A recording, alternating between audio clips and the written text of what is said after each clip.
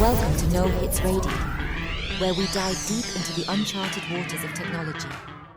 Good morning, everyone. Welcome to the Morning Express Show. I am your host, Joan Caberia, and this is yet another episode of Tech Vision with the theme, The Year Ahead. We like to explore ideas and innovation that are shaping the future.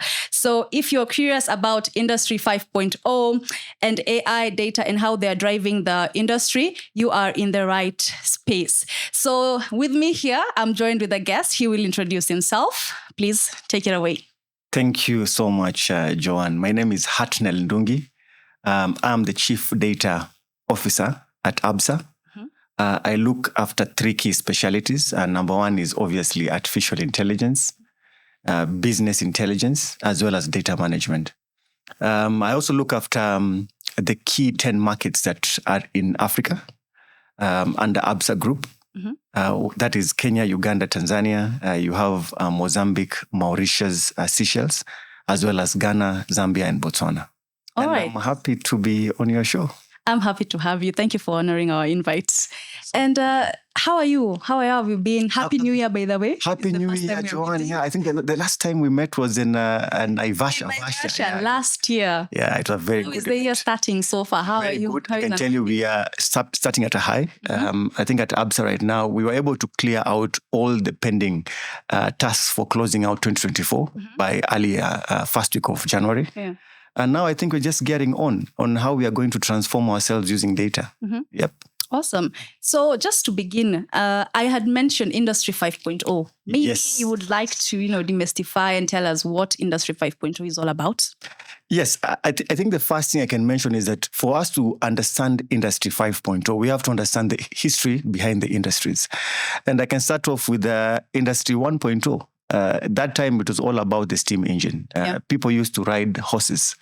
And someone who was smart enough discovered that you can actually, instead of having a real horse, have a mechanical horse. And that's how the engine was formed. And that has actually been able to open up different kinds of innovations around that time because of the steam engine, then we invented the train.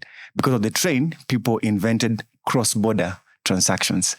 Industry 2.0 was basically electricity. How can we be able to actually connect? How can we be able to power systems? And the steam engine now became more electrical. Mm-hmm. And different types of motors were invented. People were actually able now to start communicating. Lights were available, so people could work longer hours. 3.0 was basically about the transistor. When people actually discovered the transistor and they could actually fit onto a very simple chip, different types of circuits that enabled them to come up with electronic devices. So your phones, your televisions, and all that. 4.0 led us into the AI world. And people at that time were actually jazzed by how can you be able to use AI. You saw ChatGPT-4, you saw different types of innovations, 3D printing. But interestingly enough, 5.0 is unlocking a new way of looking at technology, which is human-centered collaboration with machines. Mm-hmm. So this is the industry whereby humans and machines work together. It's as simple as that. And you're seeing new types of innovations coming out here, whereby people are not only using AI, but now you're having agentic AI, mm-hmm. where people now are able to use AI to fulfill their different tasks. And this applies to different types of technology. That's the summary. I hope I've not lost any of the audience. Everything. That's a nice summary. Yeah. So tell me, how is Absa incorporating? Has Absa started embracing Industry 5.0 in any way? Yeah, so interesting enough, as long as you have been playing within Industry 4.0, and here I'm speaking to the fourth industrial revolution technologies, AI being one of the pivotal ones, then it's easy to slide into 5.0. As I said earlier, agentic AI is one of the key ones. Yes, at Absa, we have been experimenting this for some time now. We were actually able to build our own version of a ChatGPT system, mm-hmm. and we are trying to actually scale it up. Different use cases that can actually be used within 5.0 is basically looking at how do you not only create AI and different types of technologies, but how are the humans centrally placed within them? So different types of bots, which were there in 4.0, now are becoming actually customer service assistants. You're able to actually collaborate and have a human and a bot working together to resolve different types of problems. We have efficiency conversations within the bank. How are we able to make sure that we're identifying any inefficiency? Simple things like queue times in branches, understanding exactly how we're going to streamline that. And looking back at what our customers want us for, which is delivering to them very useful products and services. So we're actually using agentic AI to make sure that we're tracking how our different products are being consumed and making sure that these are actually being relevant to our customers. But it's still early days. I think there's much more that can be done. We are very open to collaborating with multiple vendors, institutions, universities, and we're just seeing exactly what is the real potential of what Industry 5.0 can be to Absa Group. Awesome. Yeah. And Industry 5.0, I got that there's an aspect of sustainability. Yes. So is Absa in that space? Is it heading there in sustainable development? We are actually big on sustainability. Last year, I can tell you one of the key milestones is that we are actually able to launch the Absa Kenya Foundation. We are targeting to transform the lives of 750 young people who are trying to make it within the economy and the banking sector. And we are doing this using different platforms and technologies. We are actually collaborating with different universities, making sure we are giving students a chance to actually start working and start understanding what are the different realms that they can actually be able to focus on as they start their careers. Personally, I also have different opportunities within my team. I know I have one of the biggest data teams and AI teams in the country. So I usually have open doors. Every 3 months, I do take interns and make sure they're actually able to learn about data and all that. So sustainability is very, very important. Other than that, we have to also make sure that as we keep on using technology, data, and AI, we are very cognizant on how this is affecting the environment.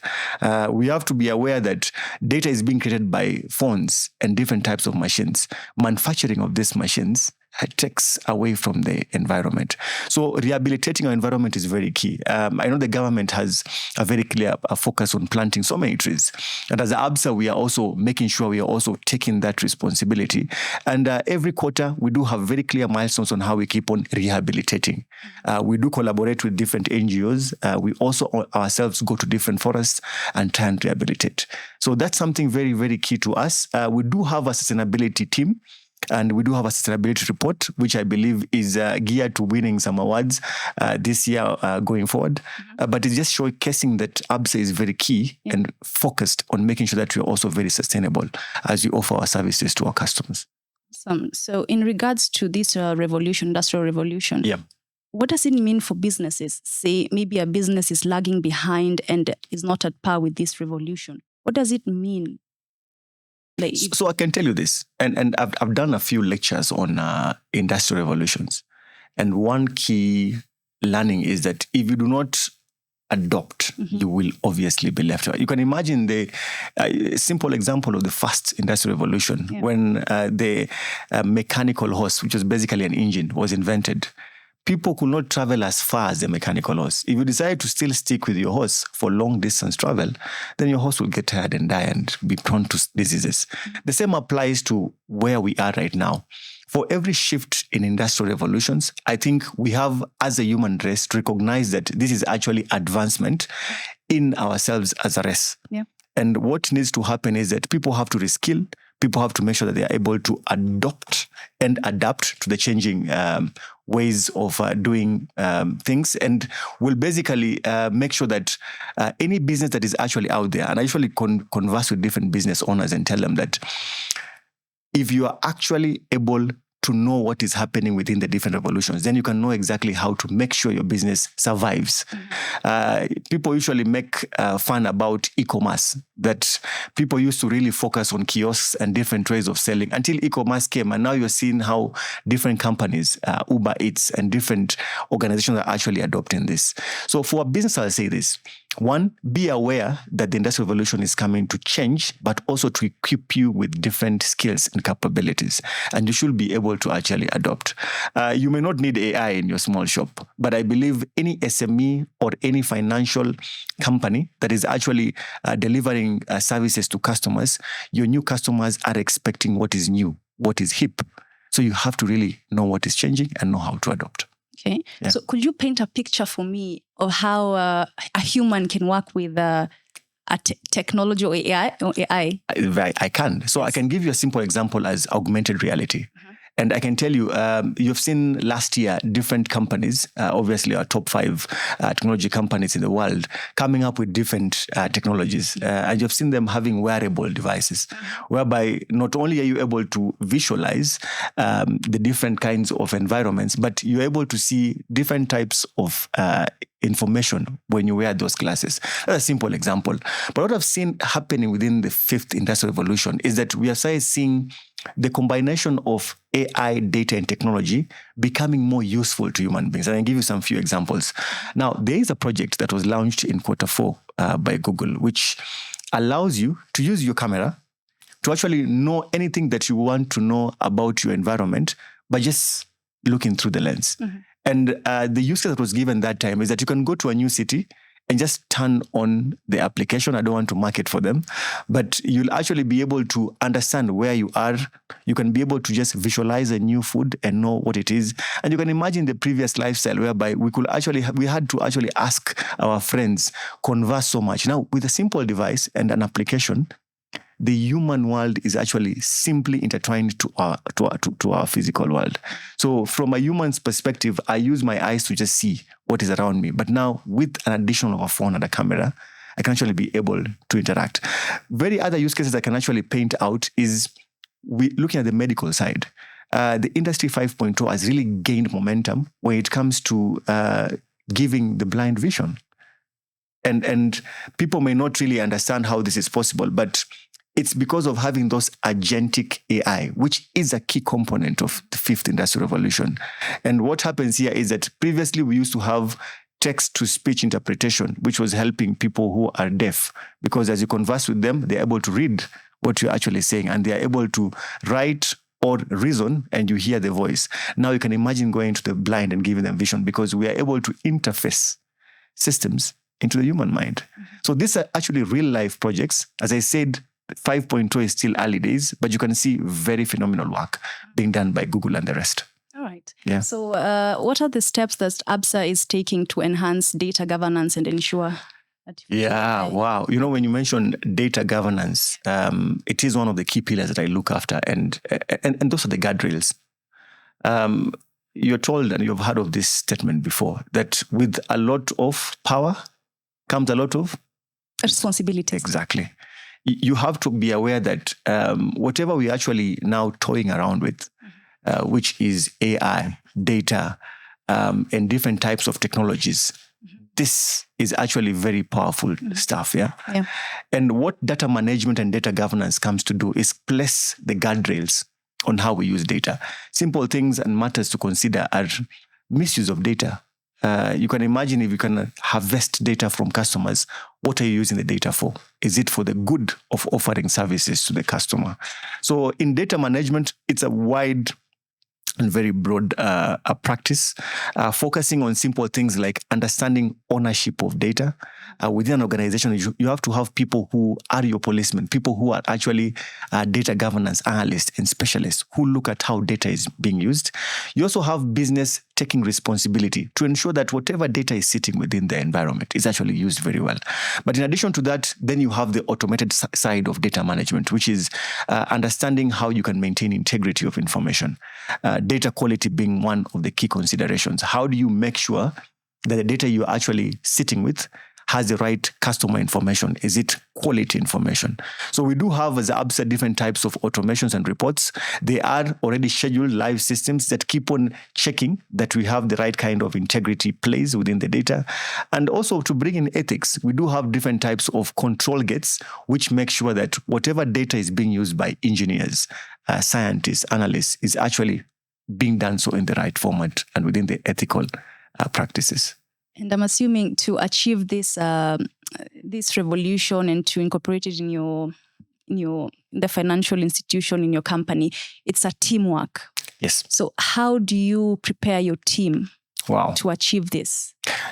This reminds me that I've been holding the title, I'm still the first chief data officer within East and Central Africa. Congratulations. Thank you so much. But I know last year and a year back, besides seeing now more insurance companies and banks also appointing this role, I can tell you that skills is one of the key concerns I have because Not only have we been able to decentralize education, now courses are available on YouTube. On TikTok, you can actually get people training you about data and data science. But getting people who are really skilled and understand how to use data to achieve value and generate value is actually a hard task for me. So retention it's a critical focus for my side, because I do train well, and I know that most people will target me to come and hunt from Absa. But I think it's just important to just focus on the team. What can you do about your team? It doesn't matter that you have people who are having different skills. I have taken tellers who I've made them data management analysts. I've taken tellers and make them BI developers. I had someone who came in as an intern and became a very good data scientist. So what you are supposed to do is actually focus on how you can capacity build. And there are different programs to this. Not only do you give them courses, but you give them experiential types of work so that they can actually be able to experience how it is to create a data science model. And just understanding of the business domain. I should tell people the tech skills and the data skills are not really important. What you have to also overlay your tech skills with is the understanding of business. If you're working for a bank, then you have to understand banking and understand exactly what are the different levers to pull so that you can create value using data. But other than that, continuous training is utterly important. Myself, I usually do at least 1 or 2 courses every month. I have more than 150 certifications in data and digital. In addition to the different courses I've done, I've done some courses in Switzerland, Georgia Tech, I've done my master's. So you have to keep on learning and studying. And that also applies to your team. Yeah. Awesome. So tell me about your leadership style. I am someone who shows you how to swim, then I'll let you enjoy the water. I will not throw you in the deep end. No spoon feeding. No, I will. And maybe it comes from my personality, because I'm someone who seeks knowledge. Yeah. And I believe that if you actually have the will in yourself to actually go out and find knowledge, then you have self-drive.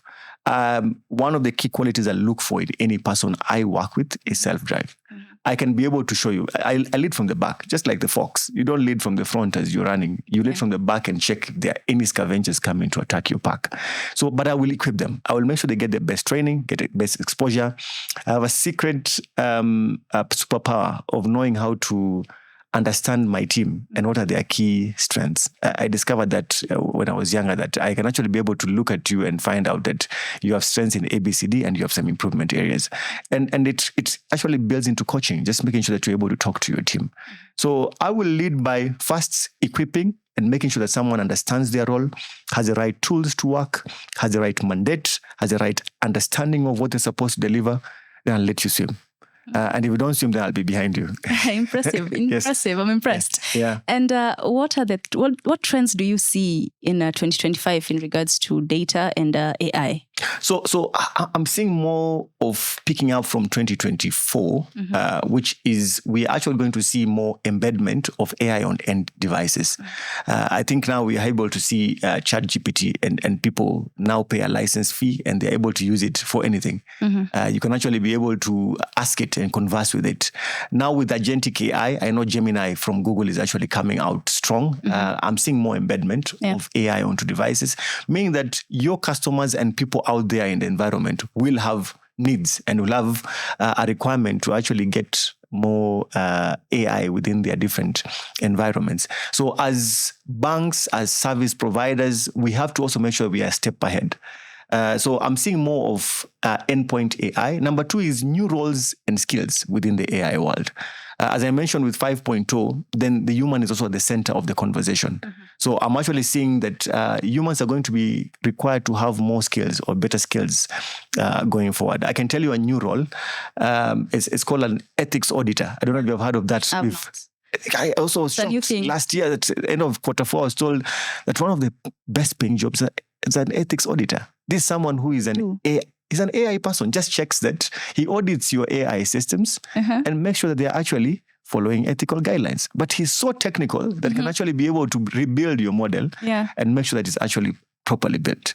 So very interesting roles coming into the space. I'm going to also envision that within the next 1 year and 2 years, we're going to be seeing new types of courses and training coming out in the area. I usually joke with some friends of mine who are lecturers and tell them, if your university is still maintaining a course for more than 2 years, then it's tell, because the rate at which we are having the environment change is very, very fast paced. So we have to really start adopting, and I'm calling on to the local universities. You have to keep on changing your coursework and what you're teaching every 18 to 24 months. Why? Is because everything keeps on changing. So we'll see more of endpoint, we'll see more of adoption of AI, we'll see transformation at the workplace. The fear of people losing jobs should now be gone, because it is clear that the purpose of 5.0 is to merge humans and machines. So there's no this fear of, oh, it will take away my job. It will take away your job if you remain behind and don't do anything and don't reskill yourself. But there's a clear opportunity right now going forward for humans to actually reskill themselves and make sure they're actually able to work with AI. Okay. Yeah. And what challenges have you as Absa encountered in the embrace of this revolution? So I can tell you the first one is obviously skills. I spend a very big budget every year, training and retaining. Number 2 is adoption. Yeah. Remember, the purpose of having this technology, data, AI, is to impact value to business. Now, you can imagine most business people are people like me and you are just coming out of university and know that everything should be done. Then you go into Absa and you're telling you have to have data skills. As a branch manager, you have to know exactly how to measure value out of data. You have to know a bit to understand the model and how it's actually benefiting your customers. So this adoption is actually an uphill task because there's a learning curve involved. What we're doing here is that we are availing to our different staff. And I've had, I think, Microsoft coming with courses or concepts called AI for All, whereby they're training everyone within organizations, which is very good. But adoption is a very second feature that we're actually supposed to place in mind. Third one I can say is the rate of regulations and how we are actually, as a country, are geared to embrace some of these technologies. We do have the Data Privacy and Protection Act that is in place. But I can tell you very few suppliers. I don't know within your neighborhood if you have everyone compliant, but you can imagine something that came out before 5 years or so, and it's still taking time for people to find ways of adopting it. So the rate at which we can, as an organization or as a country, make sure that we have proper embedment of new laws, it's something that I'm worried about. In Europe right now, you have the AI Act, which has come out. And as I know, all different countries will actually reference and be able to create their own versions. But you can imagine if you have not really properly embedded and fully embedded, and this is for different organizations, protection and privacy, then what happens to AI? So those are just 3 examples of challenges. But good thing is that for all of this, I personally am involved. I do attend different conferences. I speak to different regulators. I have contacts within some of these offices. And we maintain a very healthy conversation and making sure that we are able to provide any value. I am an evangelist of data and AI. So I will support where I can actually support. What vision do you have for how AI and data will redefine the relationship between banks and customer? I think customers are going to actually have some power. And this is a very interesting question because we said running some studies and some surveys on what is the preference in our different channels on how customers interact with us. And basically, we started seeing that most people, number 1, nobody wants to go to the branch unless you're doing cash deposits. But number 2, there's this clear adoption of mobile devices. But in addition to mobile devices, people are looking for very interesting features within their mobile devices. And now I'm understanding why some banks really launched their digital strategies, put them in an envelope, close the envelope, and now from 2024, I'm seeing them coming back. It's because the perception and the needs of the customers are actually changing. So as at Absa, we are actually very, very keen on making sure that we meet this expectation, which is how can we make sure that we are equipping, using our different channels, some of the key AI success stories that we have internally that can be exposed to our customers. Simple things like understanding your next best product. Coming soon, you're going to be seeing or maybe receiving calls from our different agents telling you that you qualify for a different loan. You qualify for an additional product. Gone are the days whereby we had to wait for you to come and walk in a branch and come and say, you know what, I really want a loan. I think we're going to put the process on a bottom-up approach because going forward, we want to use AI, understand you as a customer, know exactly what type of product you require, and know how we can advance this to you before you come and ask. So imagine the fun of that and much more. So we are actually very keen about understanding what are these new needs. And we are seeing them actually focusing on how we can make the lives of customer more easy to interact when it comes to the bank. They are able to get our services easier, faster, and better. And everything can be achieved on a digital or a mobile phone. A digital device or a mobile phone. So that is actually going to be something that's going to be coming out very soon going forward, whereby you want to see the bank coming to you and not really you coming to the bank. And we're able to give you different types of services and products that are going to be relevant to you at any given time without you actually coming to ask us. Awesome. So actually, come to think of it, Moses Okundi, the CIO, is also in Absa. Yes, he won the CIO of the year 2022. Yes. So do you, at any point, are your roles intersecting? Is there a project you're working on, you have worked on before? So I can tell you for free that data is an enterprise function. Yeah. And what I mean by that is that if you do have a data team in your organization, they must be interacting with everyone. One, either for the purposes of creating value for the departments or for the purposes of collaboration. When it comes to the CIO and the tech world, it's purely best friends collaboration. So here is where we talk about making sure that when we are creating our different models using AI technologies, the team that actually avails the platform, the cloud computing environment, is actually CIO. So we actually depend on them for most of the things when it comes to infrastructure. You can never run data without having a proper server. You can never be able to run some of this algorithm without making sure that you are secure. So there are different departments sitting under tech, touching on cybersecurity, touching on infrastructure, touching on applications that we as data specialists require. So it's actually a brotherhood conversation. And the rest of the departments as well. You will not be able to create any different types of model that is relevant to a customer if you don't understand the people or don't talk to the people who actually interface with customers. So you have to really talk to everyone and anyone within your organization if you are going to be a data specialist so that you can have that right impact. Okay. Let's talk about the projects you guys are working on. What new projects is cooking? I have given you one. I think I'll be spilling all beans. I'll have an empty cup when I'm on. So I think next best product is a good one. We want to see exactly how we anticipate the needs of our customers and see exactly how we are going to deliver them without them having to come and ask. You can imagine if the way you're at home and your better half or spouse just knows you need a cup of tea. And the feeling you get after that, because you didn't even have to ask. So we want to give that opportunity to our customers to be in that seat whereby we can anticipate their needs and know exactly how we can fulfill this to them. I can give you an extra one. I think I mentioned it briefly, but I think we are very keen on how we can ride the agentic AI narrative. We already were able to launch our own version of a generative AI model, and it's internal. But we want to see exactly how do we create affordances and make sure that this can be availed to different partners.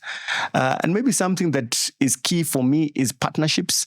The data that we have as Absa Bank only explains 30 to 40% of what our customers do. You being a customer, you understand that you have your phone at any given time, but you don't check the Absa app every given time the way you check your WhatsApp. So many data points are being created in different environments, and not only in the social engineering space, but also a social network space, but also in any types of financial apps, M-Pesa, different types of SME apps. And there's so many apps that are coming out of the box that are speaking to financial services. So we are opening our doors and saying, guys, we want to understand our customers deeper. So how can we partner with yourselves if you do have your customers and we can get a total understanding of what our customers want? And you can only achieve this through partnerships. So we are calling to startups, to SMEs, to people who are in the tech world. Absa is available. We are launching a project that we've been working on for some time. I think it's going to come out either Q1 or early Q2 this year. And basically, we'll just showcase how Absa has been able to collaborate with the fintech and create something of value. So just stay tuned to hear those news from the airwaves. But we are calling to everyone else. If you're a startup, you feel you have any project of value that can actually benefit ourselves as a group, please reach out. You can find me on LinkedIn. Let's talk. All right. I'm looking forward to seeing that in the projects coming to life. Yeah. And speaking of data, in most cases, we host our data outside Africa. Is there a possibility or a world where we can have data servers domiciled in Africa? Already, that is already happening. AWS have a region in South Africa. Actually, given that we have now very stringent privacy and protection laws, we host most of our data in South Africa because that's home. That's where Absa Group is based. But it's just a starting of the conversation, because I believe right now, for those who don't know, there are actually 2 key server farms being created in Kenya. I don't want to mention and spoil the secret for most of the guys doing the work, but one is in Limuru. I won't mention the second one because it's still early days. But it just showcases that we are getting into that space whereby we can actually have physical servers that can actually allow us to comply fully with the Data Protection Act requirements, which is portability of data. We have to make sure that even if it's in the cloud, you do have the server farm sitting in an allowed region. South Africa is close, and most people will use that instead of going to Ireland. But I believe that's coming. So your question is spot on, and I think well-timed, because it's happening right now. So looking forward to seeing exactly how we'll also have our different regions for the top 3 cloud providers in the globe. Okay, actually, we are nearing the end of our interview. Okay. So what advice would you give to an aspiring data and AI professional about thriving in this space? Start now. I started in 2012, 2013, and I became a CDO. Most of whatever I've learned is actually self-paced training. I believe there's a lot of material out there, but you have to couple this with mentorship, as well as making sure that you have someone who can show you how it actually works in the real life. So pick up internships, pick up secondments, collaborate on projects on Kaggle. I think the time is right now. Excel was a very powerful tool in the early 90s, because it was a tool for accountants. And you can imagine, if you had Excel, we feared you. You can imagine people having Excel skills walking the corridors. People were scared of them. Now Excel is used by everyone. But not everyone knows the, Advanced, yes. Advanced, but basic, knowing exactly how to sum up in Excel. Most people do not. So I think the same is happening to data and AI, whereby these skills are seemed to be very complex and only available to the few specialists who are a bit technical. But we are seeing tech that is coming out that is demystifying AI and data. And what is happening is that now, with simple drag and drop features, you can actually create AI models. So I think embrace is the key takeaway for me. Embrace it. Pick up courses. Go to the same platform I was mentioning, TikTok. Don't only check your friends and the new dance move. Check a course on or a study on AI as well. Thank you. You got me there. I didn't check on the dance moves. I dance. I can see you have the skills anyway. And lastly, what milestone are you particularly excited to achieve? This year. Yeah, this year. I think it's value engineering. I've done a lot for Kenya. The world is opening up to me. Africa as a continent. I'm seeing exactly how I can have the same impact in the other markets. My story on data. I think the last time I applied for a job was when I was starting my consulting life, but I've never applied because I made sure that I stand out to be the best there is in data. But I believe the time is now for the next generation. I'll be happy to see more people who are coming in and taking this mantle and just knowing how to drive it. So for me, I think what I'll focus on as I just mature into the new role is how can I be able to have the same impact in Zambia, Ghana, Botswana, Tanzania. Some of these markets are not at the level where Kenya is at. And I think it's going to be a good challenge for me for the next couple of years. Thank you. How long have you been with Absa or CDO? This is my 7th year. Wow. You see, CDO has been there for a long time. People just don't know. And actually, I joined as CDO in 2018. Yeah. Yeah. Awesome. So one last question that just popped up in my mind. Yeah. What would be a question that you would like someone to ask you, but they never asked you? So you're actually setting me up. I was told ladies are experts in reverse psychology. I will pass that question. Why? So that's how you get yourself in problems. You don't want someone to ask you that question, then you've told the people to ask you. I'll pass. Maybe you'll find me later. So I'll get you next time. So I prepared a quick game for you. It's an alphabetical game. My God, yeah. So we formulate sentences or a story. Okay. So we're all actually going to go to reach H for Hartnell. Thank I you didn't so want much. to go to and all that. Hey, wow. It gets complicated when we. Are we allowed to pause before we start? Yeah. Yes, but not pause for too long. Okay.